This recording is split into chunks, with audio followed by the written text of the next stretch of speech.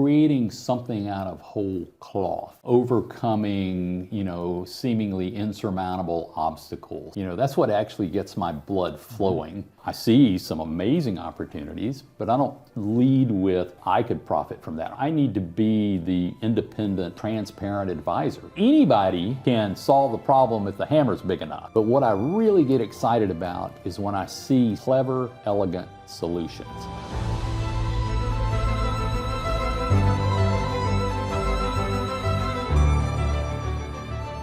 Welcome to the Deal Table. I'm Ryan Harper. I'm Lane Carrick. And on this episode, we spoke with John Terry of ChurchillTerry. He's also a professor at SMU and just a profound entrepreneur. Yeah, great guy, good friend. John covers a lot of bases for the Deal Table because he's invested in deals, he's run businesses, he's consulted business owners, so he covers a lot of territory. A lot of lessons to be learned, especially as a business owner myself. I really appreciated him being here. I'm excited to share it with you. Check it out. You are on every side of a potential transaction. What's your favorite side? What's your favorite spot in the M&A world? That's a great question, Lane. I'm a little concerned that we essentially have launched into this, and it sounds like that basically you've never been able to hold a job, John, is what this boils down to. You're so talented. You have so many talents that you have to pick one. So where do I land? It's a great question, and I've thought a lot about it over the years, Lane. And certainly in my world as an educator, what I often see is that, students, they want to be the money person. They want to be the investor, this kind of stuff. Mm-hmm. And there's a lot of appeal to that. I enjoy that part of it. But at the end of the day, I'm always going to come down on the entrepreneur side of the table. Yeah. I just, as we were talking before we got started, Ryan, creating something out of whole cloth. Overcoming, seemingly insurmountable obstacles. That's what actually gets my blood flowing. Is watching entrepreneurs do stuff. I mean, there's one of my all-time favorite stories. Are we allowed to tell stories? Absolutely. We're just kind of figuring it. So, Colonel Harlan Sanders in Kentucky, and I had the privilege actually some years ago of actually meeting his business partner, who was an attorney in Kentucky. Sanders failed at pretty much everything he did in his life. He was a railroad conductor at one point in time. I think he had a restaurant and all this kind of stuff. So, key takeaway, age has nothing to do with being an entrepreneur. Sanders, as the story has been told to me, got his first Social Security check when he was 62. And it pissed him off because he felt like the government was saying, Harlan, it's over. It's over. You tried. Here we are. And he took that and took his recipe and his pressure cooker and got in his red and white station wagon and started driving around to these diners in the afternoon between lunch and dinner crowd and said, let me fry you some chicken. And if you like it, you can pay me a nickel a piece or something. Nickel per piece of chicken. Per piece of chicken. And that's how he started that. And I could take the entire podcast because from his partner I learned a lot more beyond the story. But that's why I tend to just always, if I have to choose, Lane, I'm always going to go with the entrepreneur side of the table. Well, real quick, let's define entrepreneur, because obviously you can go down the road of an entrepreneur just being, I'm a business owner, versus the route of entrepreneur means you're creating something. Because so many people will say, like in the single family world, I'm an entrepreneur. It's like, are you? You're just taking somebody else's roadmap and just instituting that roadmap. Where do you land on the definition of entrepreneur? So that's a great question. And again, we're going to have multiple podcasts, Ryan, clearly. I tend to, in my mind, have this image of entrepreneurs that create some innovation, something clever, something they've created. What I don't want to do is take away from, people that, is a franchisee an entrepreneur? Yes, there are, but the ones that land in that bucket to me are the ones that just don't simply start with this little, it's like, I'm going to do this. I'm going to work with this. It's like, what can I do with this? How can I grow this? That sort of thing. Somebody asked me one time, and I've always enjoyed repeating this, what's the difference between an entrepreneur and a manager?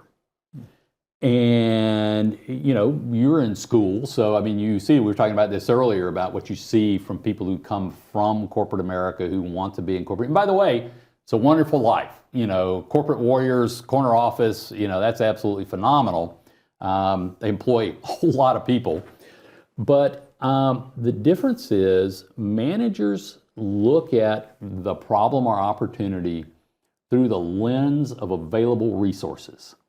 So it's, I have this factory, I have this many employees, I have the shift, I have these raw materials, therefore I can do X and I need to be most efficient with that. Entrepreneurs look at the opportunity with the confidence that I can get those resources I'll to figure it out. maximize that opportunity. Yeah. So they are unlimited by this constraint of this is what I have to work with. So it's a mindset. It's a mindset, Yeah. absolutely. Yeah. I think that that's a You have much two more people succinct- doing the same thing, but one has a different mindset. They can be. It's an entrepreneurial spirit. Yeah, Well, absolutely. One of the things I've have the mindset when it comes to corporate versus entrepreneur is, I know I'm eating poo-poo for now. And then the corporate guys, they're going to make really good money. But at the same time, they're going to have a ceiling. Now that ceiling may be an amazing lifestyle. And my floor is really not good, but I don't have a ceiling. So I'm gambling on myself that I will be able to, if everything plays out in the company that I'm building, in the processes and everything I'm going, potentially I could far surpass their ceiling. And could that be 6 months, 6 years, 60 years? I don't know. But to your point about Colonel Sanders, he started at 62, and all of a sudden, the legacy he's laid for his family. Oh yeah. So it's that world. Where do you see, because you're in academia, but you're also in the real world, where do you see the differences, and what can you learn from each other that you can apply to business? So it's a great question. One of the things, and I may not have a very good answer for this, because a big part of this is my 25th year teaching in the grad school at SMU, and I'm very proud of that. There's, over 2,000 former students that I see have gone on to various success in places and things like that. But, I think part of why they continue to ask me to teach there, is because what I teach is the real world. It is not academia, which is, by the way, a big push in academia is sort of the hands-on real world experience. We don't want the students to graduate and it's like, oh, we can do a discounted cash flow. It's like, well, yes, but what do you do with that? How do you make a decision around that? So that's what we see that, whether it's corporate America or anywhere else, that's what they want. That's something I've been doing for 25 years is, I tell my students, it's like, look, I want you to understand it. I want you to be able to do the math. But the reality is, I want you to be able to apply it. The application of this is really important to me, that when they get out, that they can answer the questions about whether it's investment decisions, entrepreneurial choices, things like that. And then going down the same theme of this versus that, entrepreneur versus corporate. I can speak to my own experience with that. Early on in my career, I was very entrepreneurial. I certainly mowed lawns and sold things door to door when I was young. I mentioned earlier, I'm a lifelong musician. One of the things I learned over the years is, back in the day, before clubs had PAs, somebody had to own the PA system. And I learned whoever owned the PA system controls the band, because the guitarist can leave, we can find another guitarist. But if the guy with the PA system leaves, the band's over. So I made it my point to save my pennies and to own the PA system so I had some control. Well, and again, this is mindset, Lane. Yeah. I'm sitting there, I'm 15 years old, and I'm going, we practice with this, but we get a gig a month or something. And meanwhile, I've got all this equipment I've paid for sitting there. So I could make a case that I was one of the very first professional mobile DJs. Because I'm like, well, you know, if I hook up a couple of turntables to this, because back then everybody brought their stereo for the house party, right? And I'm like, no, I can bring like a PA system.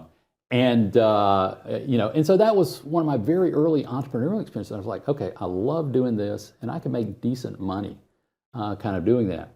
So fast forward, a couple of early stage companies, and I finally got to a point where it can be a tough road, as you mentioned. I was like, man, I'm tired of being the last guy to cash my paycheck. I need some stability. I'm married. And so I joined corporate America, went and got my MBA from SMU, great experience. Did that for about 9 years. And at the end of that, hung out a shingle and started ChurchillTerry, which is now 30 years old at this point in time. And really for me, it came down to I couldn't turn the ship, no matter what I did. And I had a very successful career, within the corporation, and I enjoyed the people, I enjoyed the customers, I always enjoyed the clients, I enjoyed my peers, this kind of stuff. But nothing I did, this was a big public company. Nothing I did was going to really influence an outcome. And I missed that. I missed that from earlier in my career, when I had that opportunity, Lane. And I think that's what, I'll share this with you. I believe that entrepreneurs start the business to get the job they couldn't find.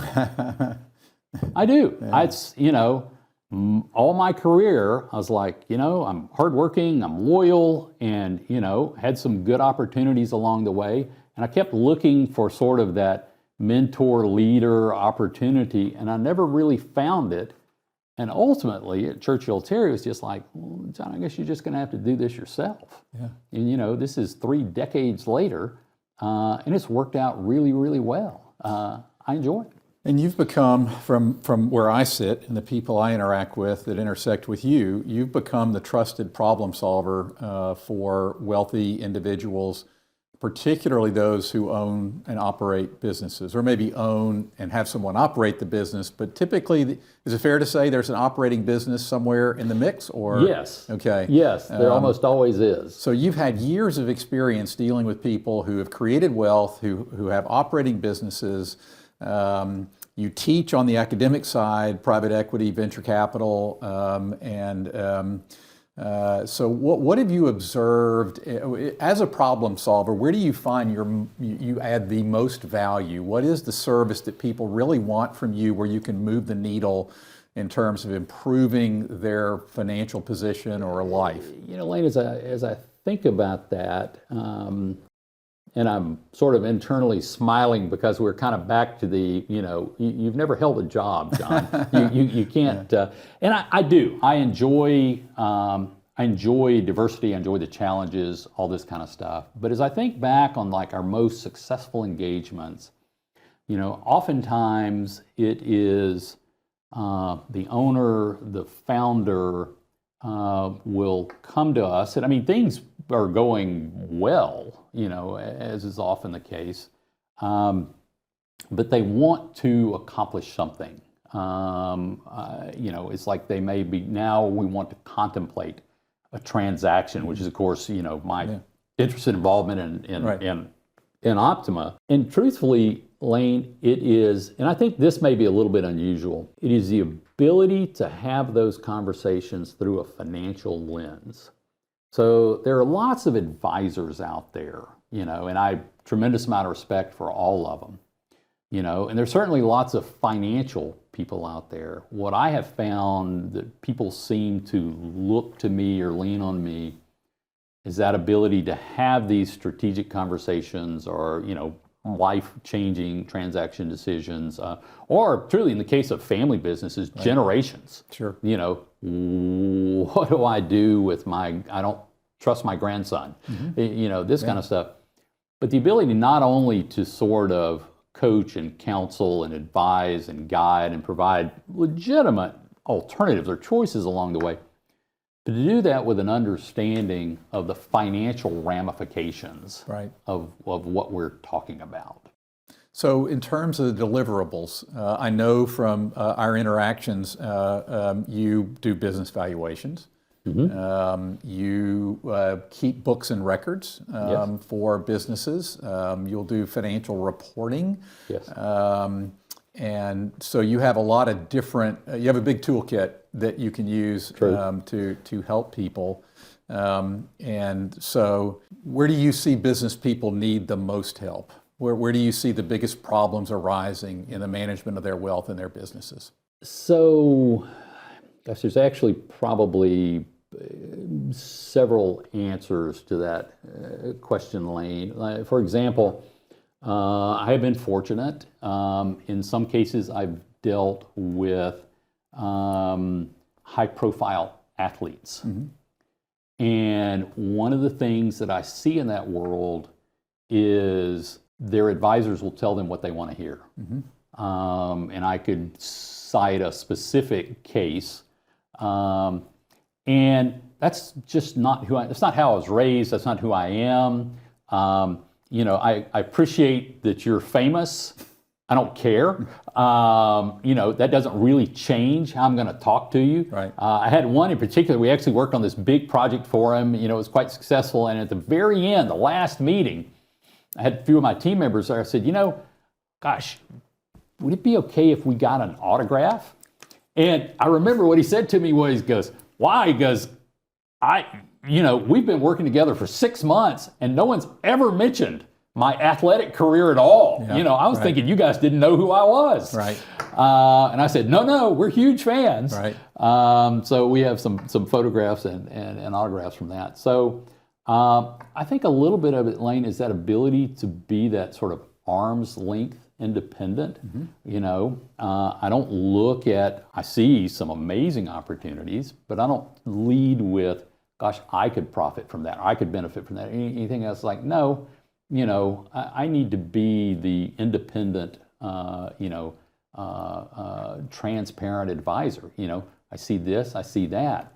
So one is, you know, providing people with unbiased advice. The second thing is an ability to look at things holistically. You know, here's kind of the decision that's in front of you.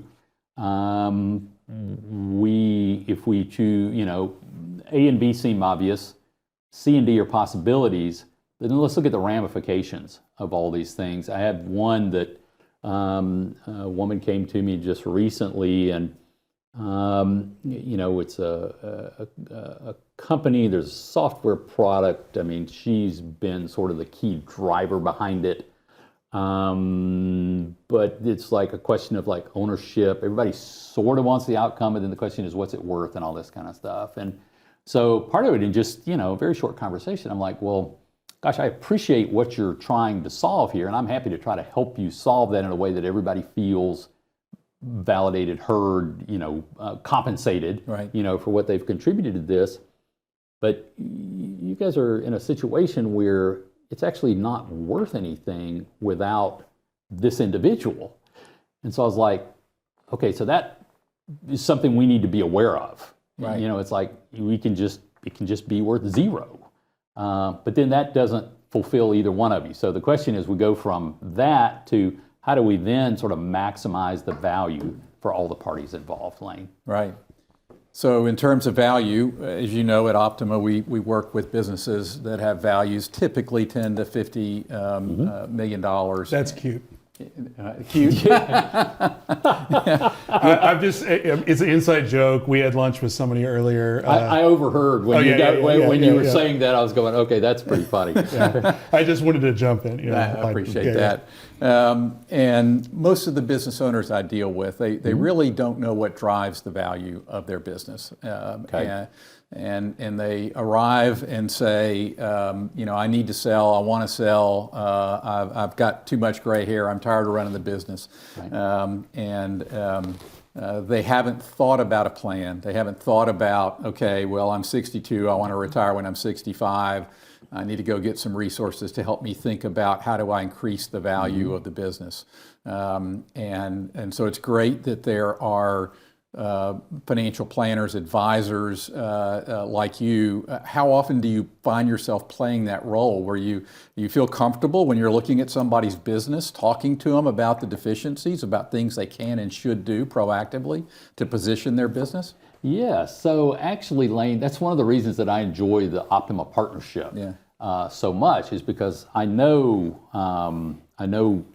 where you're from. I know, Andy Schwartz and what his background is. And so, Optima's ability to engage with the owner that's looking at an exit, that's looking at a transaction, I know it's going to be accurate. I know there's going to be preliminary due diligence. I know it's going to be, positioned well and things like that.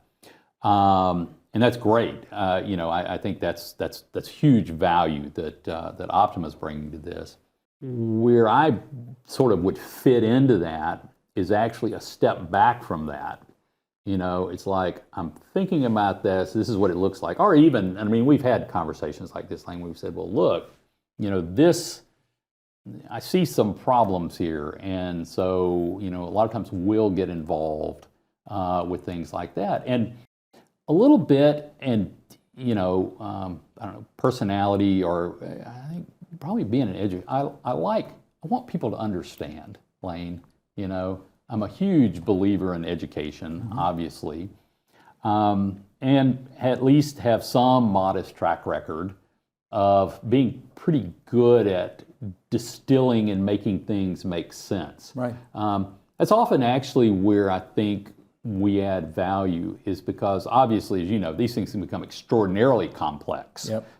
And not just in an exit transaction, but acquisitions and all this other stuff, is the ability for us to kind of absorb all this and distill it down and say, okay, what it comes down to is this and this. And then if somebody's like, well, John, but, I'm like, it's okay, we can blow this out. We can go as deep as we want to, but that's an important thing, for us, is to actually really understand this at a microscopic's probably too far down, but at a fundamental level, and have the ability in that trusted role to provide that education, provide that explanation, as part of this, so that it can help get them comfortable with the transaction.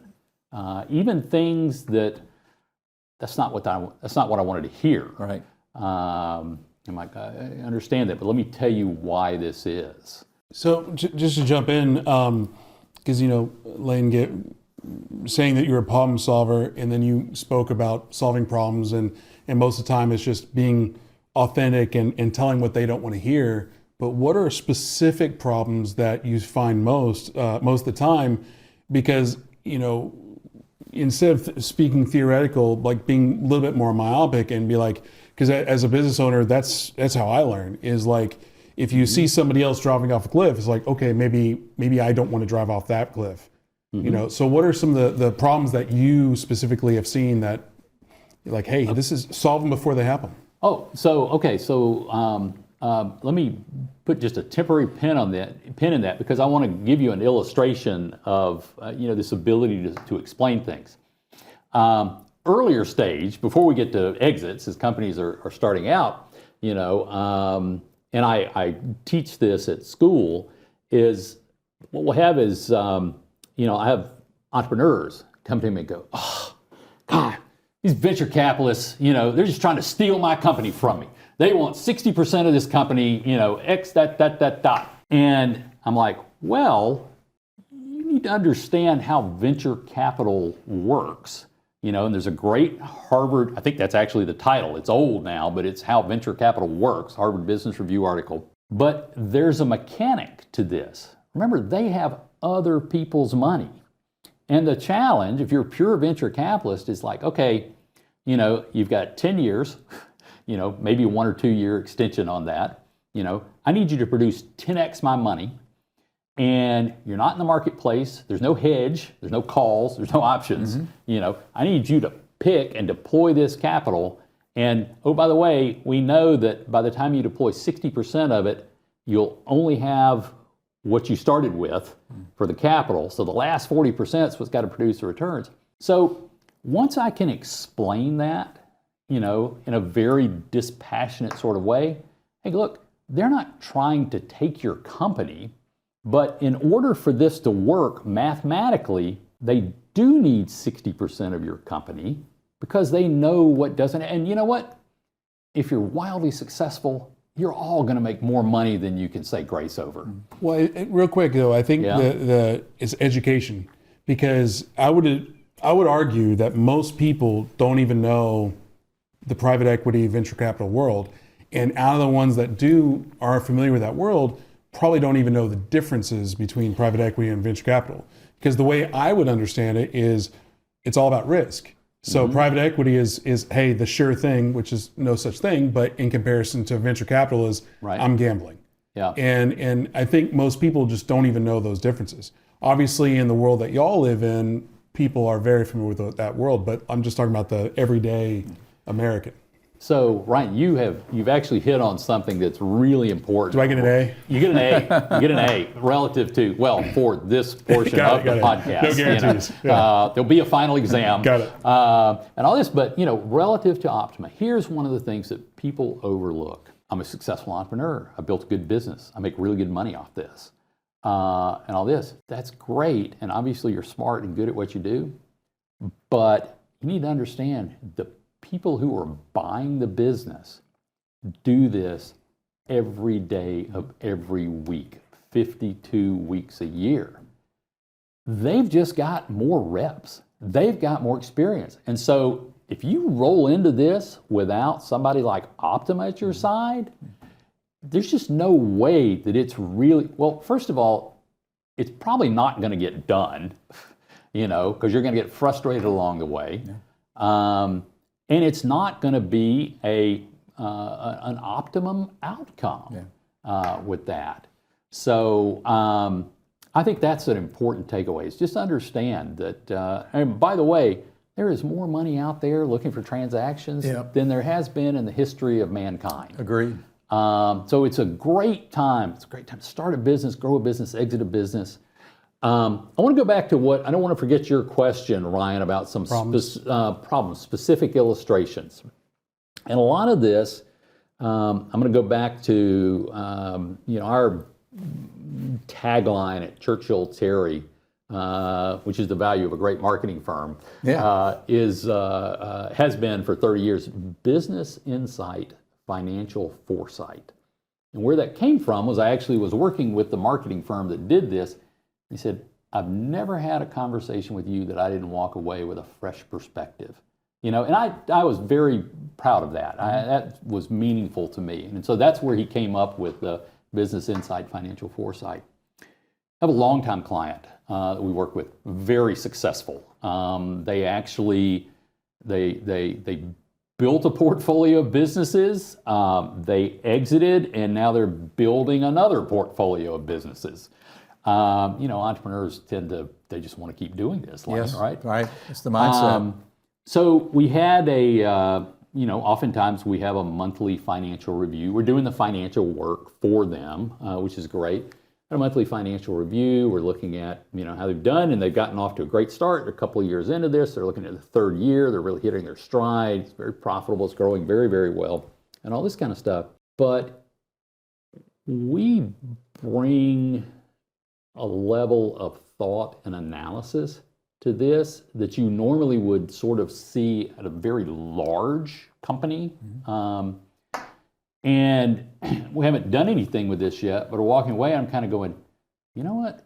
There are some serious disparities in certain clients and their characteristics and their profitability and others. And so haven't done the analysis, not suggesting they do anything with this or anything else. But what I'm going is, we need to show them, if you actually stripped out probably half the revenue, you'd have 3 times the profit. And so we help with that. will help with the, this insight, this observation, and then we can decide what to do. And quite frankly, I wouldn't actually advise them to get rid of half of their revenue, but I would advise them, let's take a look. What do we do to protect these highly profitable segments? And what do we do to move the rest of them closer to that? So that's just one sort of specific example that I can think of. Another one that I could give you, if you want more, Ryan, family office. Texas family office, 3 generations. They have been very successful, like many, they have a portfolio of related businesses. And they had a 3rd generation who they'd moved away and they said, we want to come back and we want to run the business. Well, and that made great sense. So there was the 1st generation that was still present. They had professional managers who were sort of, not the 2nd generation, but the 2nd generation of management there. And then we have the children or the grandchildren of the original founders. And they said, how can we prepare them to run this business?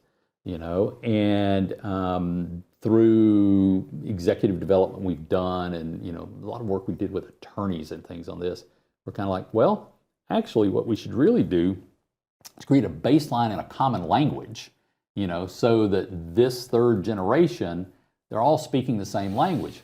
Well, to the family's credit, what they said was, well, if you're going to come out here and teach this, implement this program, we want the 2nd generation to learn as well. And we want the peers for the 3rd generation to come along with this. So I'm like, great, I think that's fantastic. Well, long story short, what the outcome of that was they came up with a whole new level of analysis and mechanics and reporting and responsibility that both the 2nd and 3rd generation absolutely embraced. And I saw even, and this has been a number of years now, even ups and downs, they are more profitable, they're more knowledgeable, they make better decisions. And it's not me making better decisions, but it's the education, it's the path, it's the information. It's saying, you thought about doing these things. Yeah, you empowered the family with information to make good decisions. Yes. And that analogy, that example kind of goes back to your earlier comments today about working on the business as opposed to working in the business, right? Yeah. If you can have an opportunity to step back from the business and look at it and say, we're, half our revenue is producing this very low margin, the other half's producing this high margin, maybe we should reconfigure that's a lot of value to add to the business. I was thinking about your question about private equity versus venture capital versus other things, and your comment about that the business owner or maybe this person that's dealing with the venture capitalist that wants all their business, right? There's this 2 different lenses through which they see the world, and that's something that I deal with at Optima, where I feel like a lot of the business owners that come to me and want to sell their business, they have no concept of how a buyer views their business. And they'll think, well, I'm making, I'll ask them, what do you think your business is worth? Right. And they'll come up with a number, and that number may be 5, 10, 15, 20 times their cash flow. And to your point about counseling families, I'll say, well, here's the thing, the buyer of your business, depending on its size, they're either going to go to the bank and borrow the money, and because of that, they can't afford to pay more than X because they've got to service the debt, they've got to do this and that. There's also the capital asset pricing model, where you say, I need to get paid. So if I'm investing in venture capital, and it's high risk, and I've been a venture capital investor, not a very good one.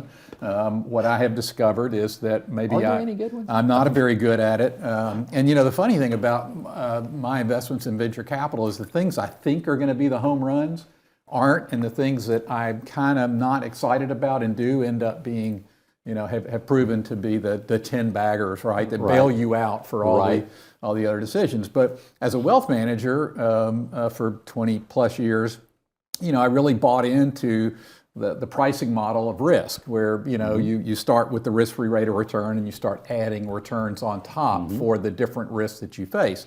Venture capital would, you'd have the highest required return. Well, if you're going to buy an operating business that's privately held, there's no public market for it, it's illiquid, you've got all the concentration risk of that single business, and maybe even in a niche segment, then what return do you require? If stocks have generated a 12% compound annual rate of return, are you going to pay somebody 10x for their private, small operating business? Well, no, because you can go get that in the public capital markets. Well, do you think it's because most sellers have the exaggerated viewpoint of their goodwill? Because obviously, if they're coming up with the 10x, the 20x of their revenue, they're not coming up with that number because of the revenue. They're coming up with, well, look what I've built. Yeah, I just think I don't think they're looking through the right lens. I think that the way they perceive value in their business, a lot of times it's frankly driven by need. And I mentioned that earlier today. I'll have a client, I'll ask, well, how much do you think your business is worth? Or what are you seeking to get from your business? And they'll say, well, I need $5 million. Well, that need doesn't translate into a value for a buyer. I had a gentleman one time, he ran a residential services business, I think it was HVAC, and I said, what do you think your business is worth? And he said, I think it's worth X millions of dollars. And I said, how did you come up with that?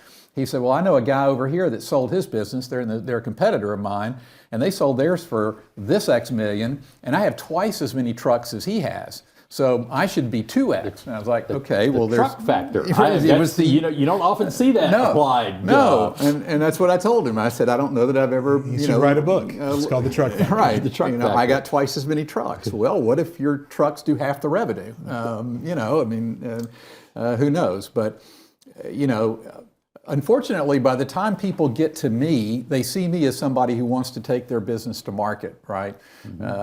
And so there is a new world of certified exit planners, people that are really starting to help people think about, here's where my business is, what's it worth, and then they tell them, it's worth $1 million. Well, I need to get $2 million for it. Okay, well, here are the levers you can pull. We don't do that at Optima. We're not in the business of consulting them and saying, here's how you get from here to here.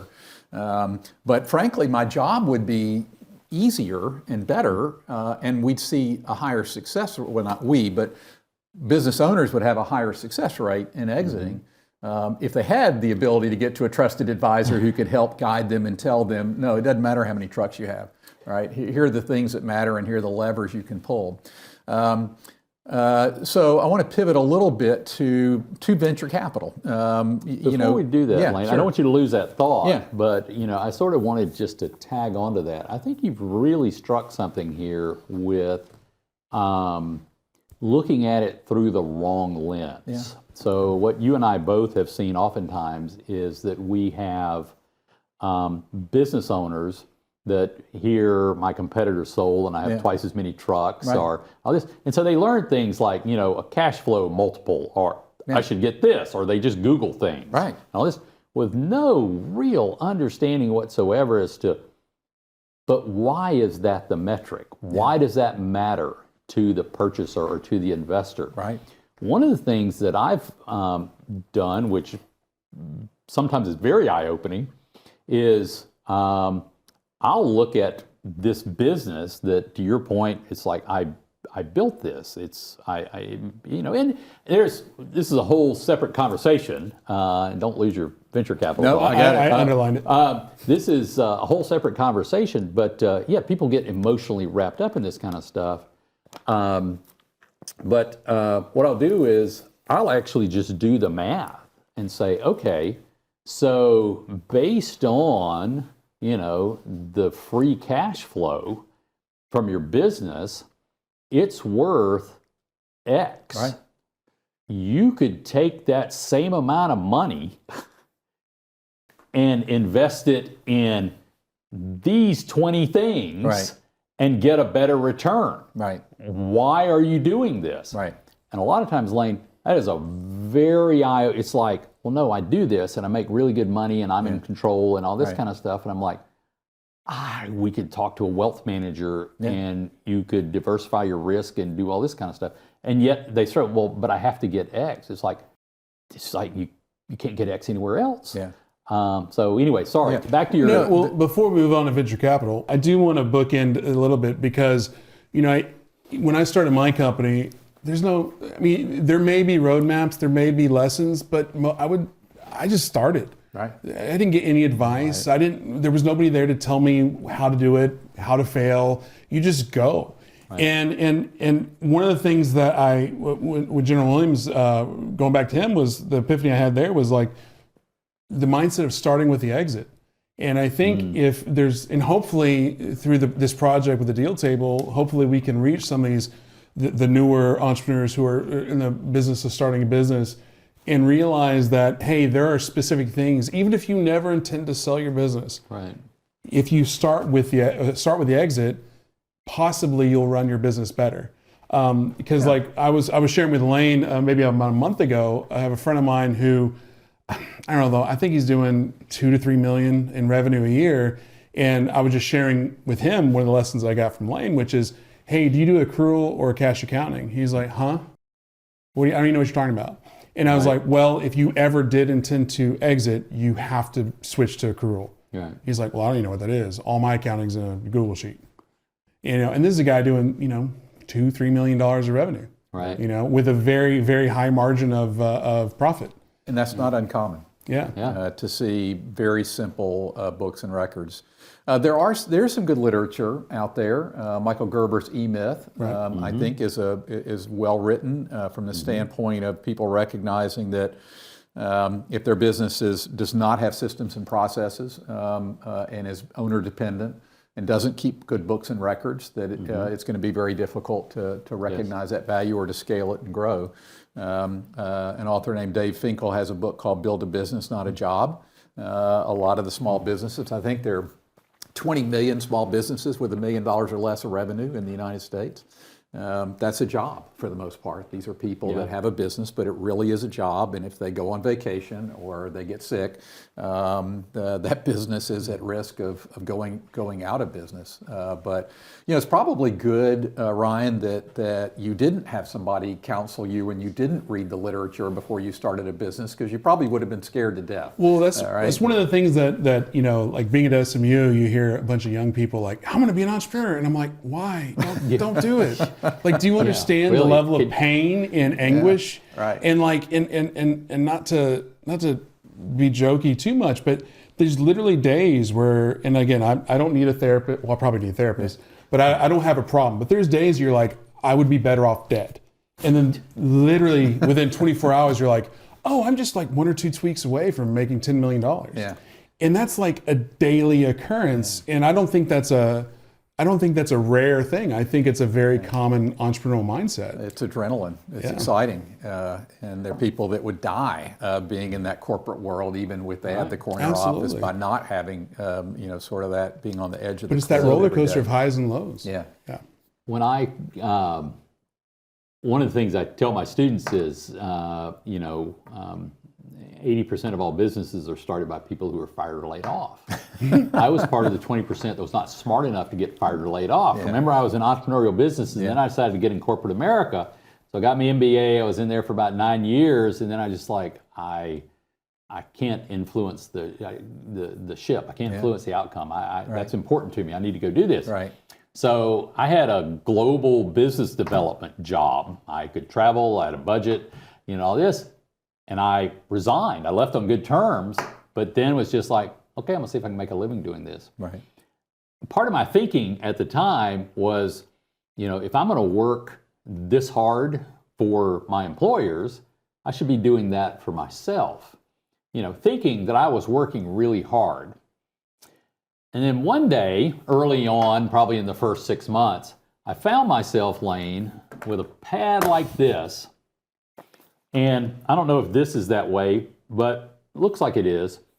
There are 24 lines, which lines up with 24 hours in the day. Oh. So I'm literally writing down if I do this for 3 hours and that for 2 hours and this for an hour and then this for 6 hours and then I do this, it's like in 24 hours I can do this. When you find yourself making that list, then you're working as hard as you can. Yeah. Because you've accounted for all the hours. I was born and raised in Memphis, as you know, and my father was an early Holiday Inn franchisee, and Holiday Inns was started by a high school classmate of his, a guy named Kimmons Wilson. And Mr. Wilson wrote a book, and it was called Half Luck and Half Brains. And on the first page it says, look, you don't have to work that hard, you just need to work a half a day. Doesn't matter whether it's the first 12 hours or the second 12, just work right. half. So hard work is certainly part of the formula, but VC. So venture capital, I would say, John, in the friendship we've enjoyed and watching you get the most animated and exciting when you're working on a venture capital project. When you are hands-on with some young business owners, and you have that now. Can I say the name of the company? Sure, So Toucan, absolutely. which is some SMU students that you instructed, like Ryan, who went out and started a business, and I don't think this is the first time that you've been involved with SMU students who came back with a business idea. So I always see your energy come through when you're involved in that. Tell us about some of those deals. Tell us about the deals you've gotten involved with some of your students. So it's actually fascinating. As I think back, I've across the entire 25 years, I've taught the starting a business class, the entrepreneurship class. About 10 years ago, they kicked me from one program, or the sort of the broader MBAs, where that is an elective. So everybody in class I knew they wanted to be an entrepreneur. Yeah. They kicked me upstairs to the executive program, and that's where it's mandatory. You have to take it's a capstone class. Right. And I thought, well, gosh, these are like corporate warriors. They're going for the, they're just going to sort of be checking a box. Right, I'll tell you this. I've had more businesses started out of the executive MBA program than I had out of the other programs. Interesting. And it's a combination of things, but, there is very much, there's a mindset of not only, yes, I'm doing this in the corporate world, but then I have, the ability to guide and steer and direct and raise capital and kind of put that stuff together. Probably true. There have been several over the years, Lane. Probably the best illustration truly is Toucan Cocktails. Yeah. Tell us about that. So these are a couple of students in my executive MBA class, and they started. They actually wrote the business plan in the class. That's great.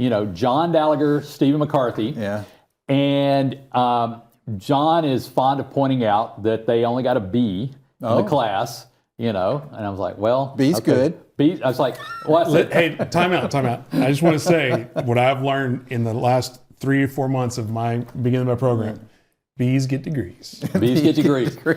Well, I pointed out to him, I was like, well, look, I could get you an A, or I could have written the investment check. Which one? Yeah, right. To me, the investment check seems like a Yeah. greater endorsement. Yes. Yeah. But the takeaway from this is John's 20 plus years in the alcohol industry, product development, launching, management, branding, this kind of stuff. His partner, Stephen McCarthy, is a biochemist.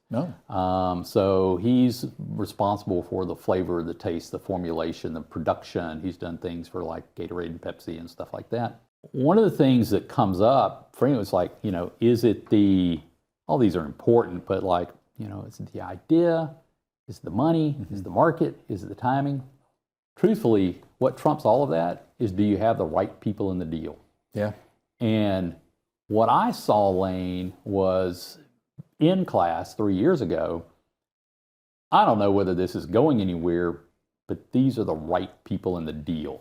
And that's what prompted me to write that first check. So one thing I'd like to jump in, and then as we begin to wrap up, I've heard repeatedly how important the people are, the right people in the deal, your network is your net worth, etc.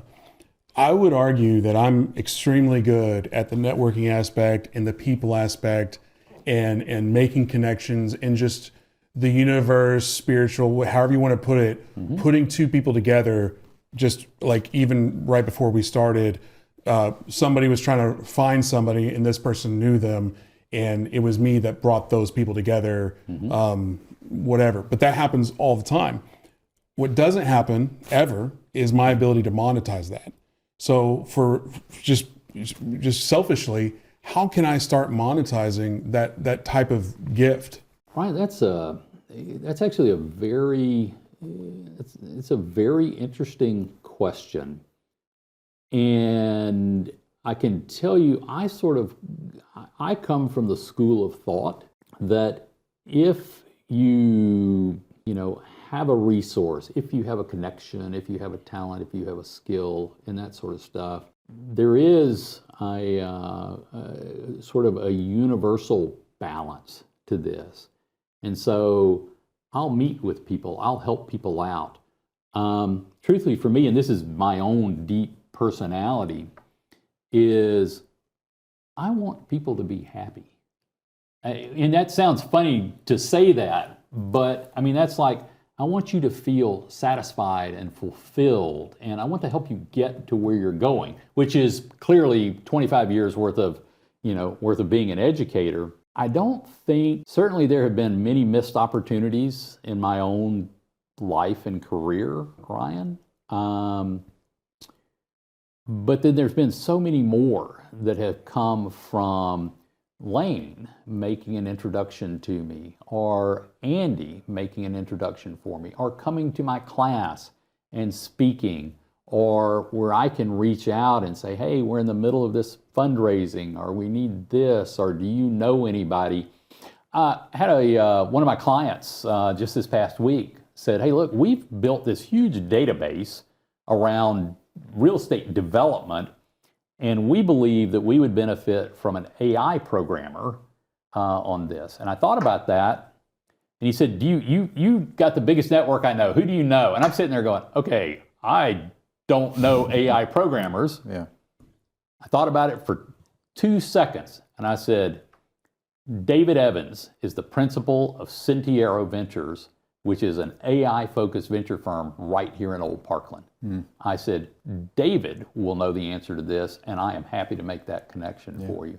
So I think perhaps that's a very poor answer to your question, Ryan. But here's the thing, but to your answer and to my original statement, I have a gentleman who's working on a big AI thing right now, and even your answer proves my point. Yes, because that absolutely. Immediately I can marry the two, and then the thing that my guy's already working on, maybe it goes somewhere, maybe it explodes, who knows? But it's just a weird. I think you did answer it by saying there's a universal scale, and maybe that scale is next year, maybe it's 5 years from now, and maybe, but with the last 10, 15, 20 years of, adding to it, when it balances, it'll be a windfall. I think so, and let me actually add a little bit to that. That's maybe a little closer to a proper answer to your question, Ryan. Is one of the things that I would do is I would be looking at and codify what can I contribute. So as you see opportunities and you see things that it's like, wow, this is really cool, this sort of stuff. What's my contribution, and how would I value that contribution? And is there some way that makes sense? And in my world, what ChurchillTerry has been built around is this, truthfully, financial expertise, and the transaction knowledge in financing. I am a huge fan of clever, elegant solutions. So anybody can solve the problem if the hammer's big enough, and that's fine. And sometimes that's the way problems get solved. But what I really get excited about is when I see some clever, elegant financing solution, or, this is going 100 years back. GE bought RCA, or large chunks of RCA. This is 100 years ago, in the 80s. And the day they completed the transaction, they already had a deal to sell RCA's television division to Thomson out of France, which would fund the rest. So they broke even. Yeah.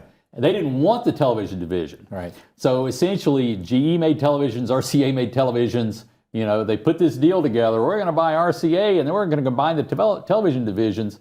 And, you know, before the ink was dry, Thomson owned RCA and GE brands. You know, GE had paid for the acquisition, and now they could do things with the satellite communications and other things like that. So when I see things like that, that's what I refer to when I say clever, elegant solutions, where you can get a little something extra out of it. And I think that's what I would do. If I were you know, giving advice, which I'm not sure I would take advice from me, but if I were giving advice, I would sort of look at that and say, okay, what do I have? What can I contribute? And I guess not in a way that you have to think about it, Ryan. It's like, oh, you know, these three things, you know, and when I see something this fits, it's like, oh, this, you need this, you know, we can collaborate on that. Yeah. So to end, do you have any final thoughts, final questions? No, I always end with a comment, which is I've enjoyed a warm friendship with John, and always glad to share the room with you, and appreciate you being part of our podcast and bringing your wisdom to the deal table. Yeah. Oh, Lane, this is, you know, it's a privilege to get invited. Yeah. You know, as I'm sitting here kind of going, I can't believe we're out of time. You know, it flies. Isn't there another 2-3 hours that we should be doing? And that's one of the things I was sharing with you earlier before, and talking to Lane is like, because when we first were, you know, kind of vetting this idea, he's like, well, so what, like 20, 30 minutes? I'm like, I don't think you understand how quickly you just getting into a conversation, how quickly it just turns to an hour. Yeah. And like that, quick. Yeah. So, but thank you so much for doing this with us. And Thank you for having me. And I look forward to interacting with you in the future. Oh yeah, I was going to say you'll be in class in a year, so I will say it is just. You better edit the podcast carefully. I know, right? It's just the insanity of on one hand it is an executive MBA program, but like when you like telling people that I'm back in college, they're like, huh? You know, and you're like, no, you don't understand. The average age is like 40. I'm like, okay. So, but I look forward to having you in class, or being in your class rather. I look forward to having you in class. Yeah. Well, again, thank you so much, and we'll see you around. Oh, fantastic. Thank you guys. Cool.